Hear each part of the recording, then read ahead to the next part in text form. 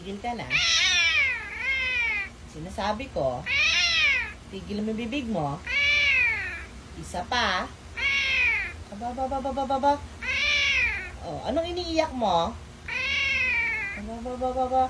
Tatanggalin ko na talaga yung lato-lato mo. Aba. Hachiko?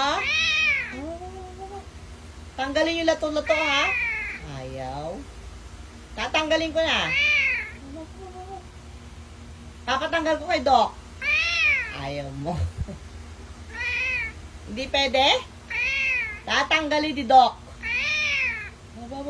Napaka ano talaga ng batang ko. Oh, talaga. Tatanggalin ni Doc. Tatawagan ko na si Doc ngayon. Hello, Doc. Tatanggalin na po yung lato-lato ni Hachiko. Aba. Opo.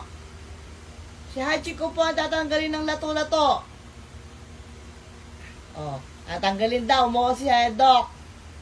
Hachiko.